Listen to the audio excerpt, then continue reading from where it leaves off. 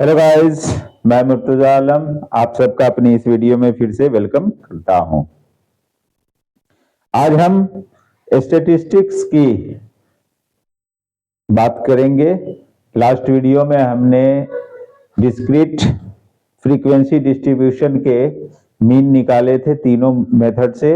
आज हम continuous frequency distribution के मीन निकालेंगे और देखेंगे इसे कैसे करते हैं। एक्चुअली कंटिन्यूअस में ऐसा होता है कि हमें मीन वैल्यू या क्लास मार्क ये फाइंड आउट करना होता है, बाकी सारे काम वैसे ही होते हैं और उसके साथ डील करते हैं, क्योंकि इसमें जो क्लास इंटरवल्स होते हैं वो क्लियरली बता नहीं पाते हैं, तो इसलिए पहले मिड पॉइंट निकाल के हम उन्हें लगभग डिस्क्रीट जैसा बना लेते हैं, फिर उसका यूज किया जाता है। इसमें बाकी फॉर्मूला वगैरह सब सेम रहता है, बस ये है कि इसमें हमें मिड पॉइंट या क्लास वैल्यू पता करना है पहले। Arithmetic means of a continuous frequency distribution. In this method, values of x plus x2 plus x3 and so on xn तक are taken as midpoints or class marks of the various classes. अब ये कैसे करते हैं? तो इसके लिए हम 1/2 into upper limit plus lower limit कर देते हैं। अपर लिमिट 20 है, लोअर लिमिट 10 है, तो 10 प्लस 20/2, 20 प्लस 30/2, 30 प्लस 40/2, 30 15 दिया, 50 को 25 दिया, 35 दिया, तो ये हो गए मीड वैल्यू इस क्लास इंटरवल का, और इसके साथ काम किया जाएगा। एक एग्जांपल हम लेके देखते हैं। जैसे एक क्वेश्चन दिया गया जिसमें क्लास इंटरवल्स हैं 0 10 10 20 20 30 30 40 40 50 और इनके जो फ्रीक्वेंसीज दिए हैं 7 10 15 8 10। तो हम इसको कैसे सॉल्व करेंगे? इसके लिए वही हम 6 कॉलम का एक टेबल बनाएंगे, जिसमें पहला कॉलम क्लास इंटरवल के लिए होगा एज इट इज, इन्हें हम लिखेंगे। फिर इनके मिड वैल्यूज फाइंड आउट कर लेंगे, जैसे यहाँ 0 10 से 5 आया, 10 20 15, इस तरह से सबके मिड वैल्यू हमने फाइंड आउट कर लिया, जो कि हमारा xi है। ये ना होके ये है हमारा xi मिड वैल्यू, इसलिए हमें इसे फाइंड आउट करना होता है। अब ये क्लियर है, 5 है, 15 है, 25 है, यहां थोड़ा सा कंफ्यूजन है। di अगला कॉलम होगा, di बोले तो xi माइनस a, जिसे हमने एज्यूम्ड मीन माना है, इसमें हमने 25 को एज्यूम्ड मीन मान लिया है। फिर ui में क्या करते हैं, xi माइनस 25 यानी एज्यूम्ड मीन को माइनस करके xi में से इसमें जो भी h है उसे डिवाइड कर देंगे। तो इसमें h हम देख रहे हैं 5 15, इसमें 10 का आ रहा है, तो h इक्वल टू 10/10 कर देंगे, तो हमारे सामने जो आएगा वो नोट कर लेंगे। और फाइनली FIUI यहां आएगा वो, तो इस तरीके से हम FIUI में FI और UI इन दोनों को मल्टीप्लाई कर करके इस कॉलम में लिखेंगे। जब हम ऐसा करते हैं तो हमारे सामने यहां पर दो चीजें आ रही हैं इन टेबल से। नंबर 1 n जो सिग्मा FI होता है वो है इक्वल टू 50। दूसरा है FIUI, इसका सिग्मा FIUI करते हैं वो आता है 4। अब हम इन सब को अपने हिसाब से नोट कर लेते हैं। A एज्यूम्ड मीन माना हमने 25 नोट कर लिया। H हमारा आ रहा है 10 नोट कर लिया। N FI इक्वल टू आता है 50, वो हमने यहाँ पे किया। FIUI इक्वल टू आता है 4, वो हमने यहाँ कर लिया। अब हम इस फॉर्मूला का यूज करेंगे, A plus H into 1/n sigma FIUI equal to 25 plus 10, जो जहां है हम उसको प्लेस कर देते हैं। फिर उसके बाद प्लेस करने के बाद 4 1 या 4 इधर आ गया, 25 प्लस 10 इंटू 4/50, हमने 10 5 या 50 काट दिया। अब हमारे सामने 25 प्लस 4/5 है। अब इन दोनों को हम जोड़ दे रहे हैं, जोड़ के ये हो रहा है 129/5। इसे जब डिवाइड करते हैं तो हमारे सामने आ रहा है 25.8। दस मीन इक्वल टू 25.8।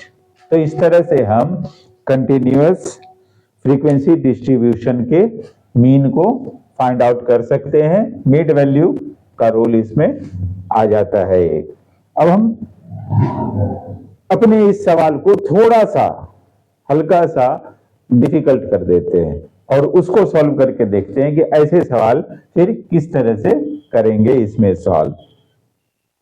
अब हम देखते हैं दूसरे क्वेश्चन को। इसमें मीन दे दिया गया है, क्लास इंटरवल्स फ्रीक्वेंसी के बारे में बताया गया है, लेकिन एक का फ्रीक्वेंसी नहीं दिया है, उसकी जगह पर इन्होंने पी दे दिया है। हमें इस पी का वैल्यू फाइंड आउट करना है। जैसे देखिए क्वेश्चन क्या है, क्लास इंटरवल्स हैं 0 20 20 40 40 60 60 80 80 100।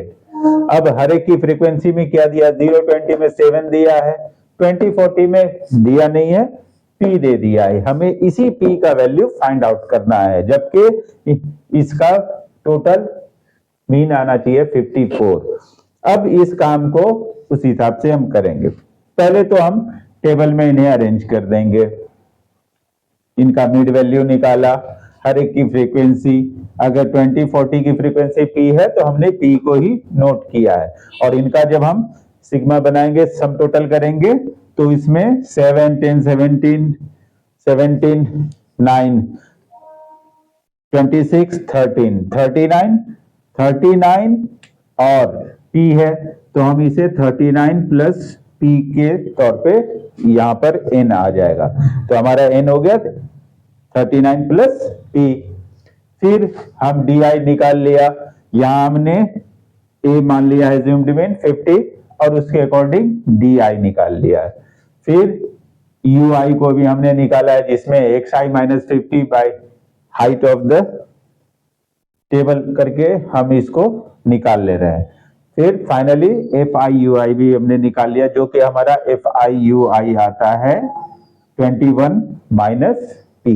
हमने अब इन सबको तैयार कर लिया है। इन सबको करने के बाद हमारे सामने जो अलग अलग फाइंड आउट हुए वो क्या है, एज्यूम्ड मीन 50, N यानी sigma FI 39 plus P, H height जो है वो है 20, इसकी जो एल्टीट्यूड है 20 की है, सिग्मा FI/UI 21 माइनस P आ गया और मीन दिया गया है 54। अब इस फॉर्मूला पर इसे यूज करेंगे, mean equal to A plus H into 1/N sigma FI/UI। Mean की जगह पे हमने 54 को प्लेस कर दिया और इनके हर एक चीज को उनकी जगह पे प्लेस कर दिया। आगे 50 को हमने शिफ्ट किया इस तरफ, उसने माइनस करके 50 में 54 से इसे 4 कर दिया, इधर रह गया 20 into 21 minus P by 39 plus P, ये 1 जा होके ऊपर आ गया।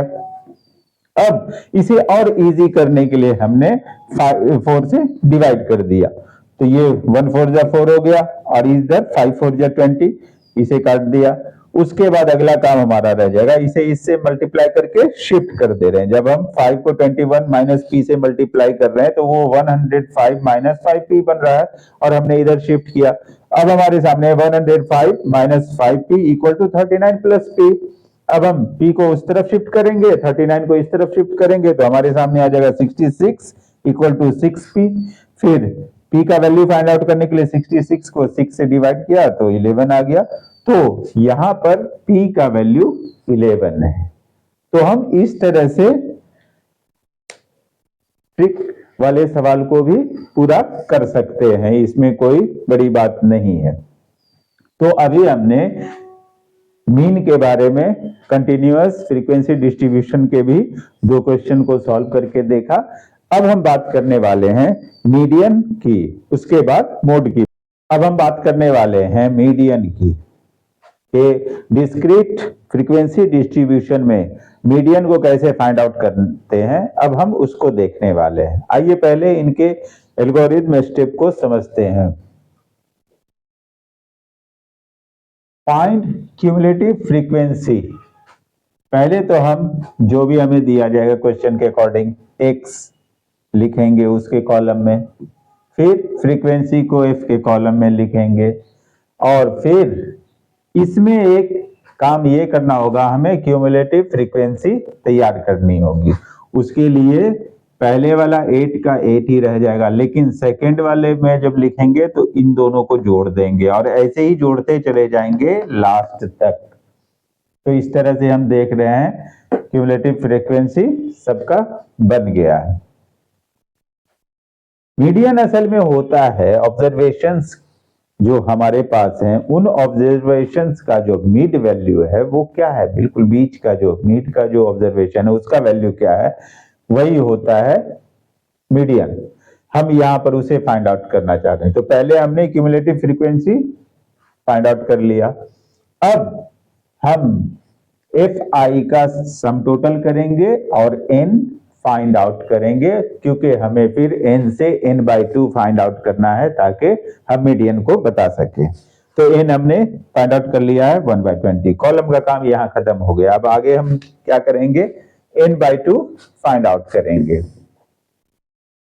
n equal to 120, then n/2 equal to 120/2 equal to 60 आ गया।